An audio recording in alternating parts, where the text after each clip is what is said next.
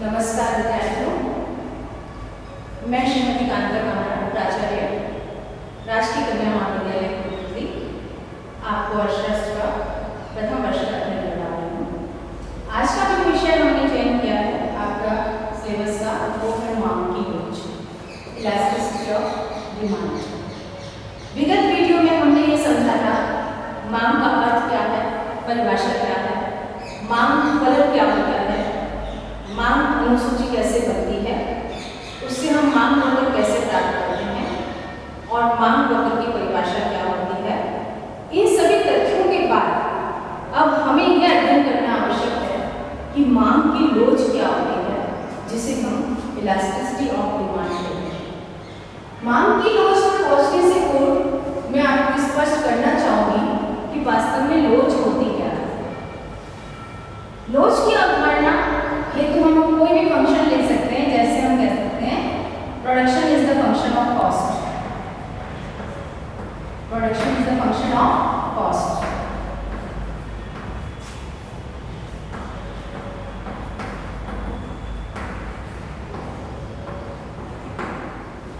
तो यहां हमारा स्वतंत्र चर क्या होगा, आश्रित चर क्या होगा, Q अर्थात प्रोडक्शन, फंक्शन ऑफ कॉस्ट यानी C। कोई भी लोच की गणना मैं आपको बता रही हूँ, इसमें Q उत्पादन जो है हमारा वो आश्रित चर है और C लागत जो है हमारा है वो स्वतंत्र चर है।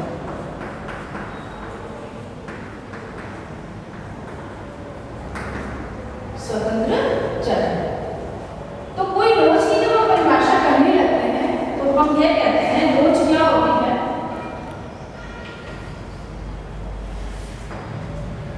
स्वतंत्र चर में परिवर्तन के कारण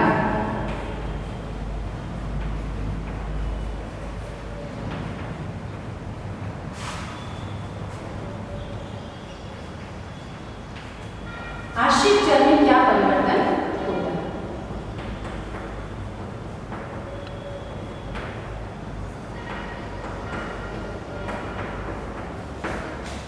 इसे हम कहते हैं लोच। बदल किसको नहीं, बदल क्या रहा है, स्वतंत्र चर असर किसके ऊपर देते हैं, आश्रित चर पर। तो हम कहते हैं किसको कैलकुलेट कर रहे हैं, हम किसी भी तथ्य की लोच को कैलकुलेट कर रहे हैं।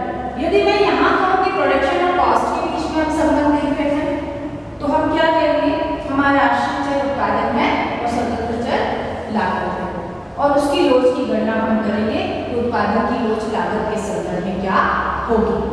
अब विद्यार्थियों, आपको लोच का मीनिंग समझ आ चुका है, तो मैं मानना चाहूंगी मांग की लोच के ऊपर कि मांग की लोच को हम कैसे निकाल सकते हैं। मांग की लोच की अवधारणा के लिए हम पिछले वीडियो में आपको एक्सप्लेन किया था, हम इसको इस प्रकार से लिखते हैं QDX is the function of PX, यानी किसी वस्तु की मांग किस पर निर्भर करती है, उस वस्तु की कीमत पर। अब यहाँ हमारा आश्रित चर क्या है, मांग, और स्वतंत्र चर क्या है, कीमत। तो मांग की लोच क्या होगी, इसको हम इस रूप में डिफाइन करते हैं, elasticity of QDX with respect to PX। कीमत में परिवर्तन होने से वस्तु की मांग में क्या परिवर्तन होता है, उसका सूत्र आपका क्या बनेगा।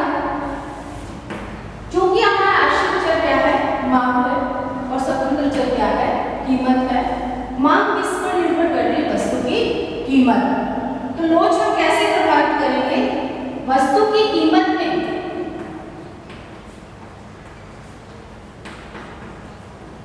प्रतिशत परिवर्तन के कारण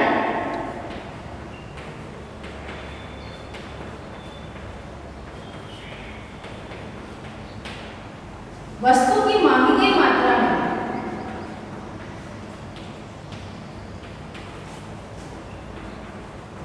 में प्रतिशत परिवर्तन, अर्थात सूत्र रूप में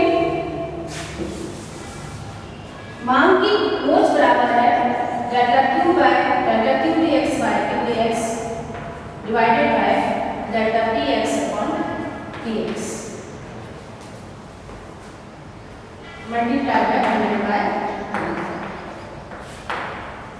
सूत्र आपका परिवर्तित होकर के इस प्रकार प्रकार हो जाएगा, elasticity of demand with respect to Px is equal to delta QdX divided by delta Px multiplied by Px upon Qx।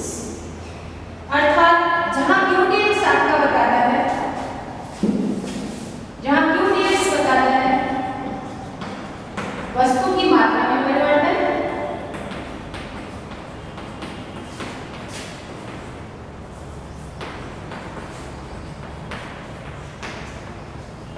Delta Px आपको इंगित करता है वस्तु की कीमत में परिवर्तन,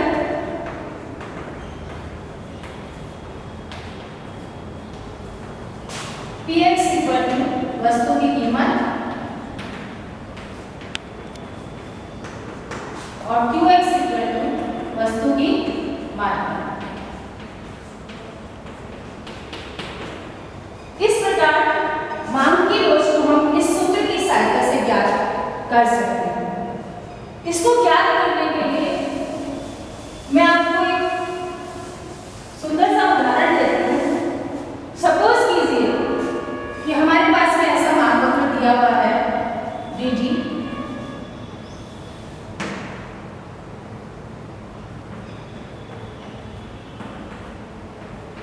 d1 d1 मांग वक्र आपके पास में है। वस्तु की कीमत आपको दी हुई है p, मात्रा है Qdx,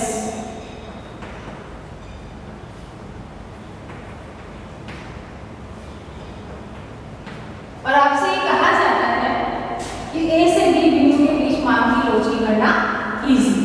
आपका प्रश्न क्या है? A से B बिंदु के बीच मांग की लोच की गणना कीजिए।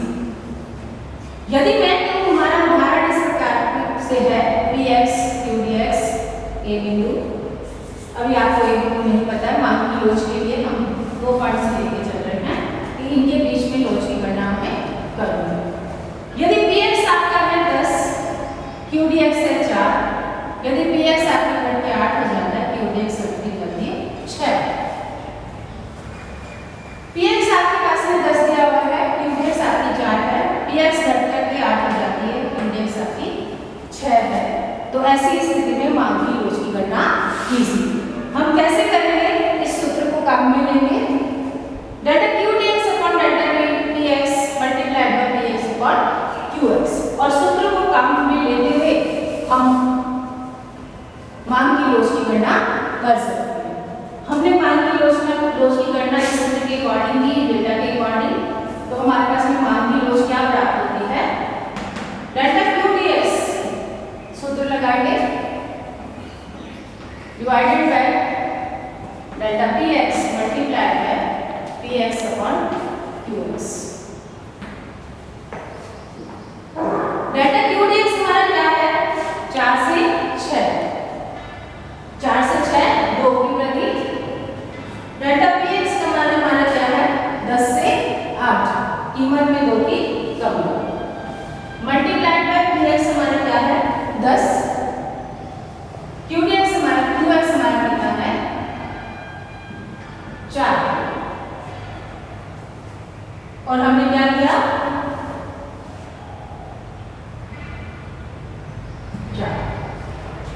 मांग की लोच की गणना की। मांग की लोच हमारी क्या है? -0.25।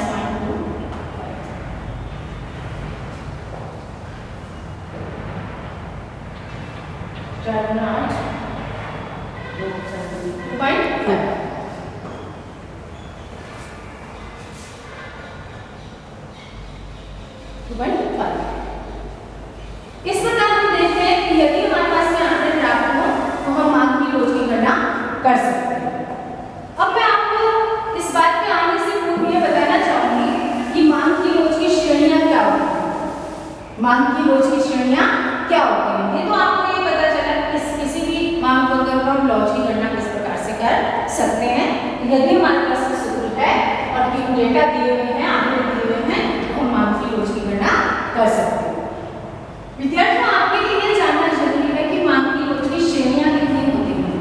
तो हम कहते हैं मांग की लोच को 5 श्रेणियों में वर्गीकृत कर सकते हैं। 5 श्रेणियां पाई जाती हैं। पहला, मांग की लोच इकाई लोचदार,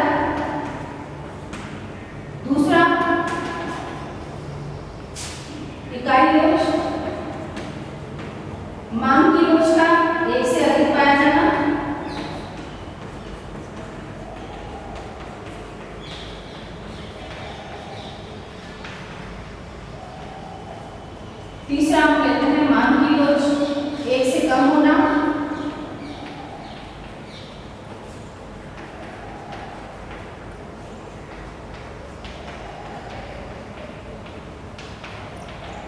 चौथा हम कहते हैं मांग की लोच का अनंत होना, अनंत मांग लोच। और पांचवा हम कहते हैं शून्य मांग लोच।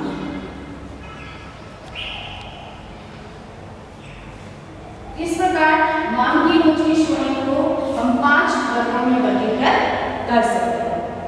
विद्यार्थियों, इसको हमें एक एक को समझना होगा कि मांग की लोच 1 से अधिक कब होती है, 1 से कम कब होती है, 1 के बराबर कब होती है, अनंत मांग की लोच कब होती है, शून्य मांग की लोच कब पाई जाती है। इसको समझने के लिए हमें मांग की लोच के सूत्र पर जाना होगा। Delta Q dx upon delta px multiplied by px upon qx।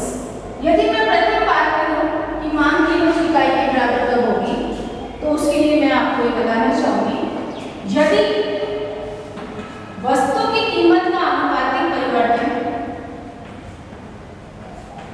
कीमत के आनुपातिक परिवर्तन के बराबर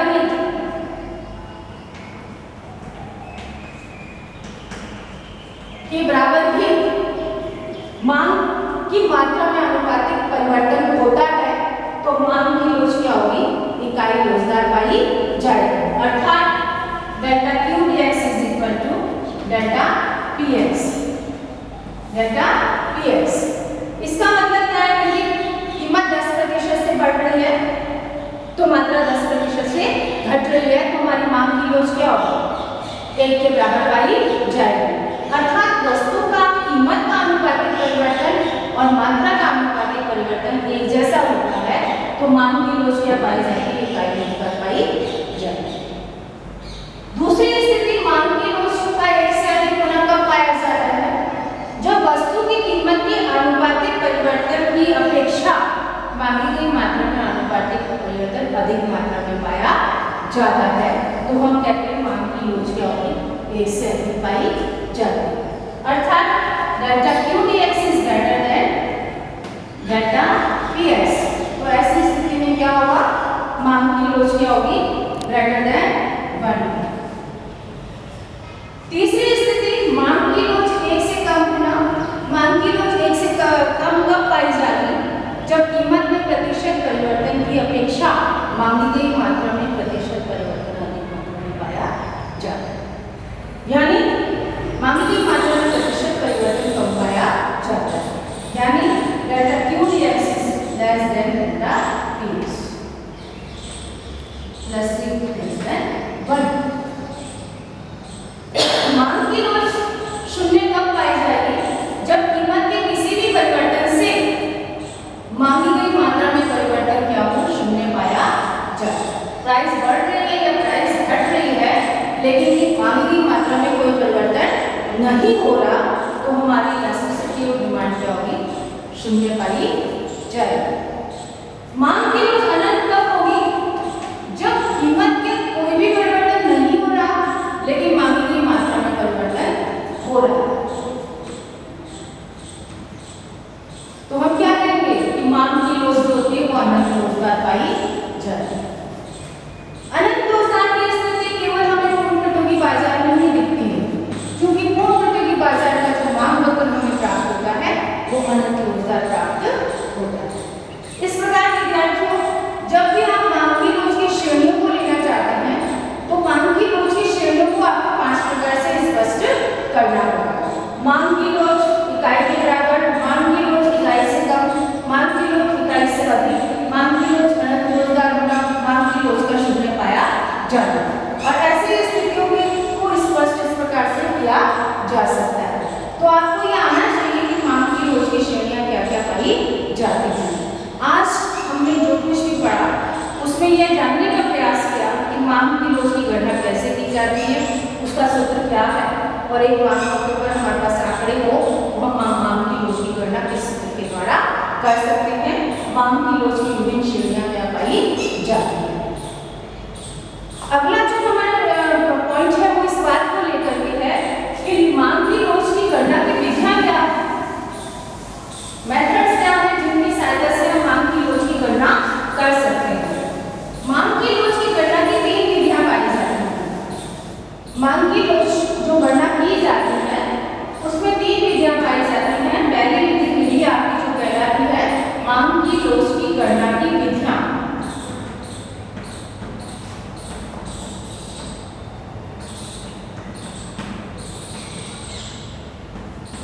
methods how to calculate elasticity of demand. पहला मेथड क्या है आपका, जिसको हम कहते हैं मांग की बिंदु लोच, जिसे हम क्या कहते हैं मांग की बिंदु लोच। दूसरी विधि क्या कहलाती है, मांग की चाप लोच विधि, चाप लोच विधि, जिसको हम कहते हैं आर्क इलास्टिसिटी ऑफ डिमांड।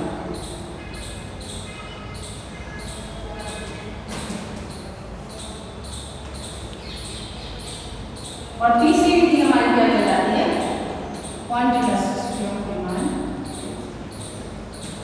और तीसरी विधि हमारी कहलाती है टोटल एक्सपेंडिचर मेथड, कुल व्यय विधि।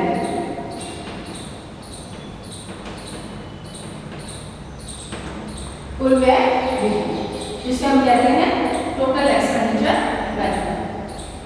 इस प्रकार विद्यार्थियों हम मांग की लोच की गणना 3 विधियों की सहायता से कर सकते हैं।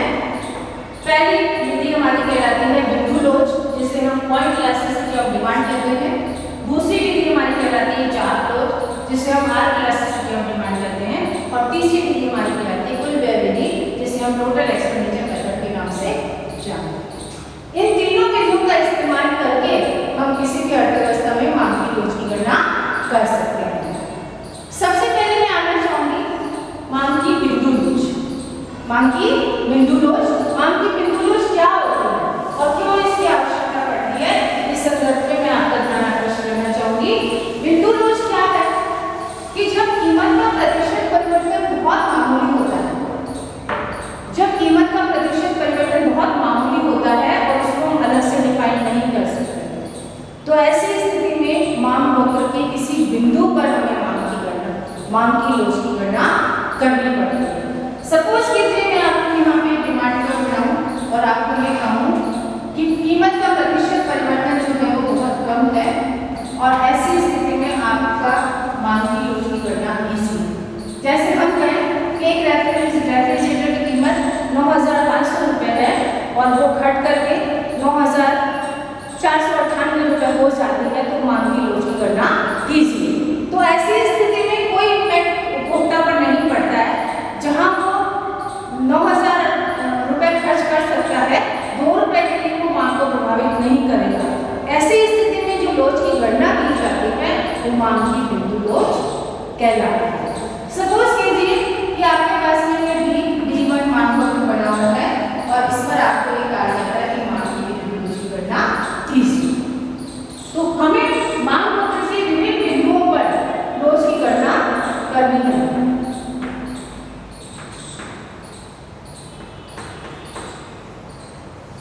और उसका सूत्र क्या होता है, मांग की बिंदु लोच की गणना का सूत्र क्या होता है, elasticity of demand with respect to Px on any point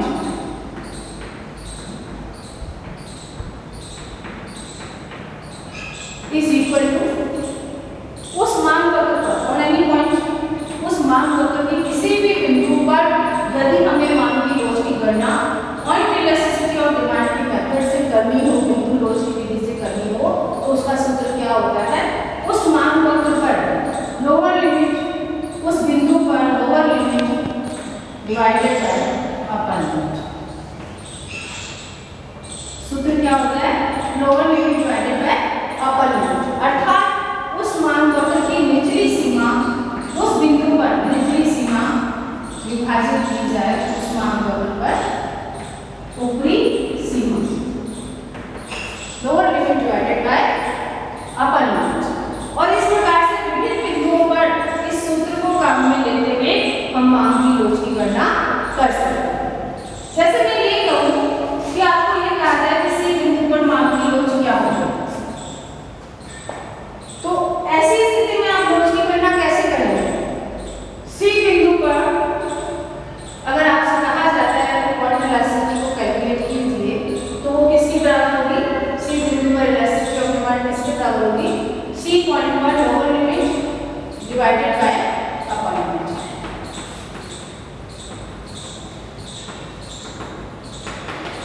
which is equal to सी बिंदु पर हमारी लोअर लिमिट क्या है, सी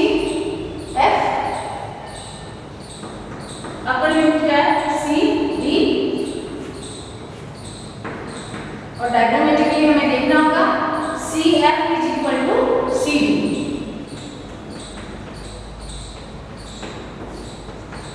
इसलिए इलास्टिसिटी ऑफ डिमांड हमें क्या प्राप्त हुई, A के बराबर, क्योंकि हमारा निचला हिस्सा CF बराबर है ऊपरी हिस्सा CD के। इसलिए हम क्या करेंगे, किसी बिंदु पर पॉइंट इलास्टिसिटी ऑफ डिमांड के अकॉर्डिंग हमें जो लोच मांग की लोच प्राप्त होती है वो क्या प्राप्त होती है, A के बराबर प्राप्त होती है।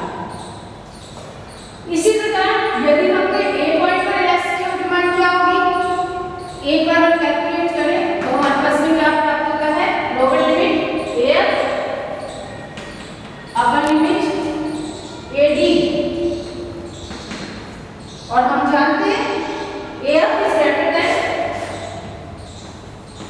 greater than AD, तो भागफल क्या होगा, 1 से अधिक। इसलिए हम क्या करेंगे, एक बिंदु पर इलास्टिसिटी ऑफ डिमांड होगी वो ग्रेटर देन 1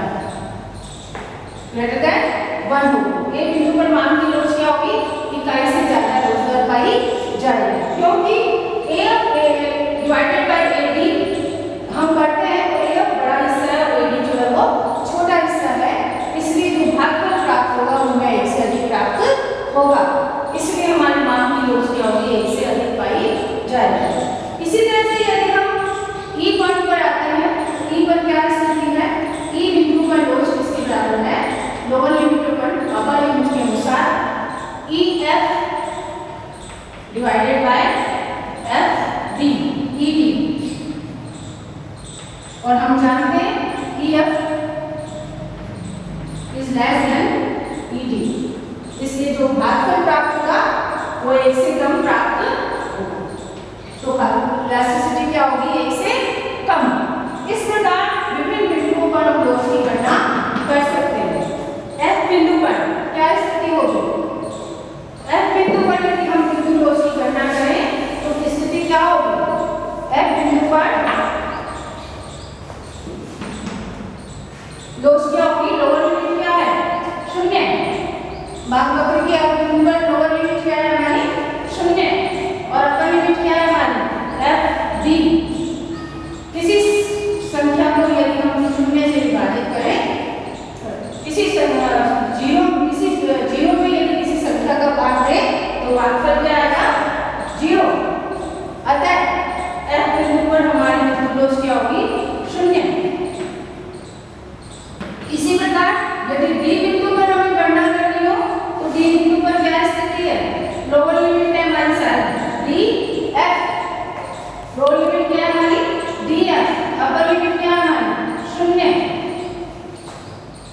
0 को किसी संख्या से विभाजित कर 0 में किसी संख्या का भाग दें तो हमारा क्या आएगा रिजल्ट, इनफिनिट। तो D बिंदु पर मांग की लोच क्या होगी, अनंत लोच दर पाई जाएगी। इस प्रकार आपने देखा कि हम मांग वक्र के विभिन्न बिंदुओं पर मांग की लोच की गणना कर सकते हैं, और उसका करने का तरीका क्या है, पॉइंट इलास्टिसिटी ऑफ डिमांड का lower limit divided by upper limit. किसी भी बिंदु पर आप मांग वक्र की निचली सीमा को उसकी ऊपरी सीमा से विभाजित करते हैं तो आपके पास में मांग की बिंदु लोच प्राप्त की जा सकती है। इस प्रकार हम स्पष्ट कर सकते हैं कि मांग की लोच 1 के बराबर क्यों होगी, 1 से अधिक क्यों होगी, 1 से कम क्यों होगी, 0 क्यों होगी, अनंत लोच दर क्यों पाई जाएगी। ये एक महत्वपूर्ण विधि है जिसके मार्फत आप मांग की लोच की गणना जो है वो कर सकते हैं। एक मेथड आपको समझ में आ गया जिसके अनुसार हम कहते हैं कि मांग की बिंदु लोच की गणना की जा सकती है। दूसरी विधि जिसके अनुसार हम ये कहते हैं मांग की लोच की गणना की जाती है वो हमारी चाप लोच की विधि कहलाती है। चाप लोच की विधि कहाँ इस्तेमाल होती है, जब वस्तु की कीमत में पर्याप्त मात्रा में प्रतिशत परिवर्तन पाया जाता है। ऐसी स्थिति में आपके पास में सपोज कीजिए DD मांग वक्र है और आपके पास में ये कहा जाता है कि A से D बिंदु के बीच मांग की लोच की गणना कीजिए। ये कहलाता है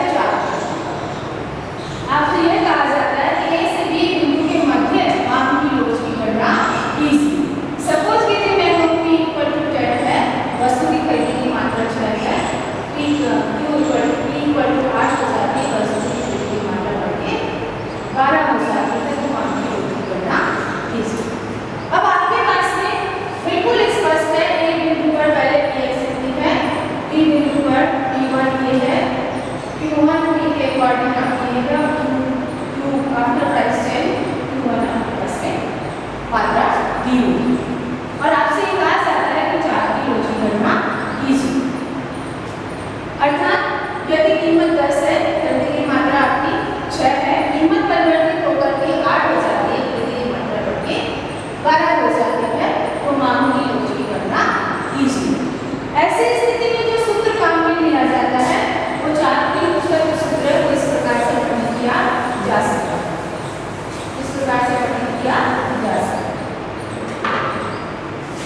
QDS with respect to PS, कीमत के परिवर्तन के कारण मांग की लोच का सूत्र आता क्या है? इसके Q minus Q1 plus Q plus Q1 whole thing is divided by P minus P1 P plus P। उसका सूत्र आपके पास में क्या है? Q minus Q1 divided by Q plus Q1 whole thing is divided by P minus P1 upon P plus P1। अर्थात अनुपात ले रहे हैं वस्तु की कीमत के परिवर्तन का वस्तु की मात्रा के परिवर्तन के अनुपात से, जहां P क्या है? परिवर्तन से पूर्व की कीमत, P1 क्या है? परिवर्तन के बाद की कीमत, Q क्या है? परिवर्तन से पूर्व की मात्रा, Q1 क्या है? परिवर्तन से बाद की मात्रा, परिवर्तन के बाद की मात्रा। और इसके सहायता से हम मांग की लोच की गणना कर सकते हैं। विद्यार्थियों, अब आपके सामने सब स्पष्ट है। P 10 है, Q 6 है, P1 घट के 8 हो जाती है और मात्रा बढ़ के Q1 12 हो जाती है। इन आंकड़ों को ही हमने प्रतिस्थापित करना है अपने सूत्र के अंतर्गत। तो हम स्टार्ट करते हैं। Q कितना है हमारा? 6 माइनस Q1 कितना है? 12, 6 plus 12 whole thing is divided by 10 minus 8 upon 10 plus 8। सही करते हैं आप लोगों को। Minus 6 upon 18 multiply by 18 by 2 minus 2, यानी मांग की लोच इकाई से अधिक होकर पाई जा रही है। और आपने अपने एग्जाम्पल को सॉल्व कर लिया। वापस रिपीट कर रही हूँ आपके लिए।